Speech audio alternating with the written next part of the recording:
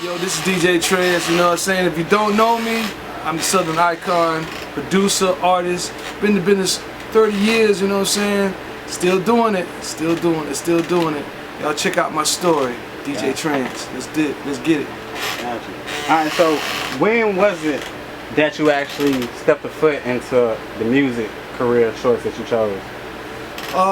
Actually, you know what I'm saying, it was something that I've been pursuing ever since I was a young kid, since 12 years old, you know what I'm saying. It started off DJing, and then, you know what I'm saying, it kind of, the DJing evolved into producing, you know what I'm saying, and being an artist, you know, but I was DJing first, you know what I'm saying. I started off at local clubs in Los Angeles. I started DJing in LA, you know, originally, and then I moved from LA to Tampa, you know what I'm saying, and that's when I did high school parties, little club, little dives, you know, little hole-in-the-wall parties, you know what I'm saying? So it, you know, I really evolved, and the Two Live Crew and all that stuff was out of that time. It was about the year about 1986, and you know, Two Live Crew was hot, and Shadi was hot, and you know, we just you know, we were in high school, and I came to Florida, and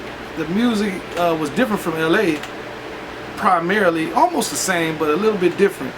And man, I fell in love with it, so I started DJing, and I evolved into an artist after a while. You know, played records, and just wanted to make beats and be an artist. You know what I'm saying? So when you made that transition into being an artist, did you kind of miss being the DJ, or did the DJ help being the DJ help being you? Oh yeah, the DJing helped me being an artist because I knew what the people liked.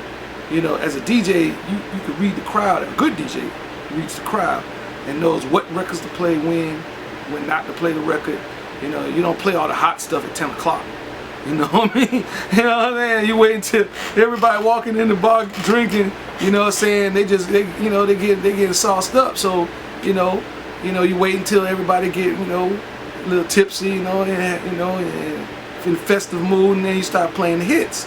You know what I'm saying? What we call, the DJs call, you know what I'm saying, the ride out or hour, or you know, the peak, you know what I'm saying, the peak of the night, where you play all the hits. So you just know when you know the crowd, and when you know the music, you know what moves the crowd. I've always knew how to move women, you know what I'm saying, as far as like playing all the right music to make them dance, you know what I'm saying, because the dudes come to the club for the women, period. You know what I'm saying? They come to meet a woman, you know what I'm saying? They don't come to see another dude, unless, you know, but you know what I'm saying, that's their thing, but you know what I'm saying, but it's like, you know what I'm saying, primarily, you know what I'm saying, you go to the club, you know what I'm saying, you know, to mingle and to meet. So, you know what I'm saying, if you get the women going, usually the dudes are gonna, you know, come along with it. But you know what I'm saying, in some instances, the dudes have their songs too. Like if you play some Bootsy, Trick Daddy, NBA Youngboy, Future, you know what I'm saying, they activate because they feeling the music. You know what I'm saying? And women feel what the brothers feel as well. You feel me? So it's easy. It was easy to make music because as a DJ, you just knew what to play and what activated the crowd. So all you did was apply the same formula into the music. That's it. Okay, well, you accepted as being an artist from a DJ, the transition. Oh yeah, it was easy. It was easy, you know, dark, you know what I'm saying, you feel me, handsome, you know, you know what I'm saying, you know what I'm saying, like, you know, it was easy, you know, coming from the booth to the stage, because as a DJ, you rocking 500, you rocking 2,000, you rocking 1,500, so getting in front of a crowd and with a microphone, it was natural. You know, it was just natural. The only difference is you just don't have no turntables in front of you, and you play it, and you rocking your own music. You know what I'm saying? So as far as like coming from the booth to the stage, it was easy. I was accepted easy. Gotcha. And which one did you say you like? Did you enjoy both of them? Would you say like one, you know, came with more pros that you enjoyed the most, or? Yeah, I mean, you know, but you know what I'm saying. I can tell you some wild time. If I mean, the interview would be forever if I tell you every wild time I had. Yeah. You know what I'm saying, on stage and after the stage. I mean, after the performance, backstage, had some great times. And you know, yeah, you know, the response to the music, you know, that brings out the energy in you. You know what I'm saying, to perform. It makes you feel good to know that people love your music. And I think that's what drives an artist, you know, to keep doing music and keep doing what they do. You know what I'm saying? And that's why we do what we do, to, you know, make music that you know, that people enjoy. You know what I'm saying? Or they can relate to. Every artist want to be felt. You know what I mean? Every artist want to be felt. You know what I'm saying? I don't care if you're talking about the trap, if you're talking about booty, if you're talking about, you know what I'm saying, women, you're talking about drinking, you know, whatever. You just want to be felt about what you're saying. Because everybody grew up different. You feel me? Everybody. You know what I mean? And alright, you say you started doing DJing in LA, and then you went to Tallahassee, Florida, or whatnot. Tampa in Florida. So, what would you say the difference was as far as from the West Coast and the East Coast, or the South, yeah, Florida, or whatnot, the West Coast and the East? Like, really, it was a big difference. I mean, like, Tampa didn't have no buildings. And no city. I remember coming into the city, I was like, man, where all the buildings at? Where everybody? You know what I'm saying? You know, because, you know, LA is like a concrete jungle, kind of like. It's like, you know, but LA, the people are different from Florida. But I mean, primarily, it was a little slight change. You know, leaving all my friends in LA and coming to Tampa and making a whole new start. But I'm glad I came to when I did, because that was the beginning of the movement in Florida. So it worked out great for me. But yeah, it's not too much of a difference, actually. You know, it's hot out there. It's hot in Tampa. It's hot. It's, you know, the South is hot. LA is hot. It's just a different kind of heat. It's dry heat. You know what I'm saying? As far as the people's concerned, it's a little bit different. Out there, you know what I'm saying, you got more gang activity and stuff like that. And, you know what I'm saying? And but you know what I'm saying, out there, you know what I'm saying, everybody's more, you know what I'm saying, it's more in I would say in a hustle mode. LA is more of a hustle city, you know what I'm saying, versus, you know, Tampa, which they do hustle, but it's just Tampa's more laid back. So that's the difference between Tampa, Florida and LA, you know what I'm saying? Because you're talking about a major metropolitan city to, you know what I'm saying, a little metropolitan city.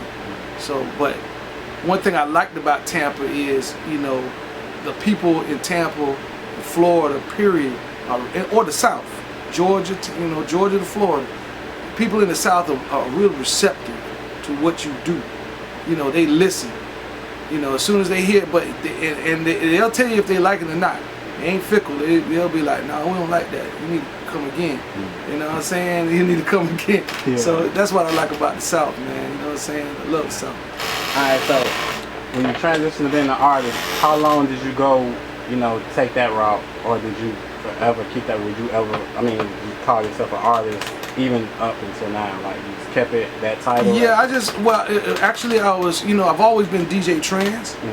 So DJ meant I was you know, disc jockey. Yeah. But I didn't stop DJing until maybe 2010. That's when I stopped DJing. Actually, stopped, you know, DJing at the clubs, and, you know, and started just producing. So, you know what I'm saying, the DJ and the artist are the same. DJ Trans is the artist, producer, and, you know, engineer, you know. But, you know, as far as like the difference between the artist and the DJ, there's none. You know what I'm saying? Because it's just like DJ Khaled. DJ Khaled is an artist, but he's a DJ. Same thing. Right. So then, what made you want to start giving all your energy towards the producing? Well, you know what I'm saying, as you get older, you know what I'm saying, you just want to chill out, you know what I'm saying, and you know what I'm saying, and cultivate more younger artists, you know what I'm saying, because you've been in the mountaintop, I've been on tour, you know what I'm saying, I've been around the world, so now I want to produce, you know, the younger generation, get them out there. So I started, going towards production more on that tip. But I enjoy making beats. I love making tracks. I love making, you know what I'm saying, music per se for all genders of, you know, say street music, trap music. It doesn't matter. I just like it, and also I like helping the youth. I like helping people get to their goal, because I want them to go there. I want them to be big. I want them to be on the Wall of Fame or the Walk of Fame or whatever, you know what I'm saying, or get that Grammy or win that BET Awards, you know what I'm saying. And if I was a part of it in any kind of way, made the beat, engineered it, I'll be happy, you know what I'm saying. All right, I want to get your opinion too. With you being a DJ and you starting out as being a DJ, how would you say, do you think anything has changed when it comes to DJing now? Oh, hell yeah. What? Listen, you know what I'm saying? I respect the younger generation for DJing the way they DJ, because they using the tools that are available. And like the tools they got now, that you know, you don't need to really know how to DJ to DJ. You just got to know how to play the right music and hype the crowd the right way. I mean, if you have the basic fundamentals of an OG DJ and you can mix music and scratch it, then you're way ahead of the virtual DJs. You know what I'm saying? And I feel like, you know, a lot of DJs feel like if you haven't touched the 1200, which the 1200 is the wheels of steel, the actual turntable that you know what I'm saying, that you DJ on, not no computer, not no laptop. I'm talking about the wheels of steel when you put the wax on, when you had the crates, you know what I'm saying, and the needles jumping across the record and all that. If you messed up, you know what I'm saying, and you broke the needle, you had to go to the store and buy another needle. Yeah, I'm talking about them. And also I want to ask you, with you, like you said, you started in LA, then you went to Tampa. So how did you end up here in Savannah? Well, Savannah, I ended up here, you know what I'm saying, you know, my family, you know what I'm saying, you know, live here, and there was actually a death in the family, and I moved to this area because the person was, you know, crossing over. So actually, you know what I'm saying, I've been down here, you know what I'm saying, with my fam, and you know what I'm saying, and just actually just, you know what I'm saying, just cultivating down here. I like the area. It's an untapped area. 912 is untapped. It's not like Atlanta, you know what I'm saying. It's you know, it is not a lot of producers down here. There's not a lot of outlets down here for artists.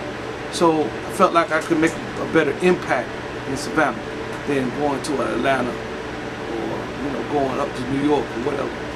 You know what I'm saying? And I met Mike Fresh, you know what I'm saying, with the Hit Squad, and he really been helping me out, you know what I'm saying, to rebuild, you know what I'm saying, the brand that was shattered a long time ago, you know, because I got out the game. So he been helping me rebuild, and you know, shouts out to Hit Squad and DJ A-Rod and E. They're an awesome team, and really the backbone of the music industry in the 912 right now, you know what I'm saying. So, you know what I'm saying, that's why I'm here, you know what I'm saying, because I see a movement, I see something, you know, brewing, you know what I'm saying. It's like going into a ballroom and you see all the balloons, you don't see no people, you see all the balloons and speakers. Oh, this is gonna be lit. You see the lights being set up. That's where we at right now, you know what I'm saying. So I see something in the city, you know what I'm saying. There's a lot of talent in the 912 in South Carolina, Hinesville, and all the surrounding areas, man. So much talent that's came through this studio. So, you know what I'm saying, the only thing I could say is about the talent, they talented. All they have to do is listen, man. They have to pay attention to detail. You know what I mean? Because that's the only way they're going to succeed. You know, if you could do it by yourself, you would have did it by yourself. It takes a team, man. And then, you know what I'm saying, when you have OGs and people that's done it, that got plaques on the wall, that has proven their worth to the industry and have sold records and broke records, and you don't listen to them, then, you know what I'm saying, you ain't gonna listen to nobody. That's real, man. And how was the vibe like with you in the studio? If I was the artist coming in, like how's the vibe? Like how do you set things up? Like how's the vibe with you when you were the artist, like a new artist or anything? Oh, how was it? Yeah, how was the vibe with you? Like if I was the artist coming here right now, like how would we start off? Would it just be all? Oh yeah, what it would be, like, you know, if you came in, it'd be like, man, you know, like, what's up? You was popping, you know what I'm saying? What you gonna do? Like, you know what I'm saying? And he'd be like, yeah, man, I'm gonna do this, you know? Usually artists, some artists that come to the studio, they already know what they're gonna do, but some don't. They come in there and they freestyle, piece it together, you know what I'm saying? My job as an engineer and producer is just to make sure that it sounds good, and that it sounds halfway decent when they walk out the door, you know what I'm saying? Because, you know, my job is not to say you're terrible. My job is to say that, you know what I'm saying, that you know what I'm saying, I'm gonna make the best out of what I can for you while you're here, you know what I'm saying? But as far as like a artist coming in and just vibing, you know, they just come in and vibe, I just vibe with them, you know what I'm saying? Some people, you know what I'm saying, are cool. Some people, you know what I'm saying, they get on your nerve. I ain't gonna say no name, but but you know what I'm saying, remotely, like I said, in 912, ain't nobody really, like, you know what I'm saying, you know, that I could say there's a lot of talent here. Ain't nobody that could say that's terrible. I've heard a lot of good music, man. It's just depending what they do with it, man. But yeah, that's what I would do if you came in. I would just vibe with you and, you know, make you sound as good as I can, bro. You know what I'm saying? You think an artist can get like that DJ Trend sound on their track? Oh yeah, they can if they pay for it. Yeah. They can. They can if they pay for it. Yeah, I mean, you know what I'm saying? Not saying I'm all about the money, but you know what I'm saying, that's, you know, this is what I do for, this is what I do. This is what I do for a living. And you know what I'm saying, and you know, you gotta respect the business.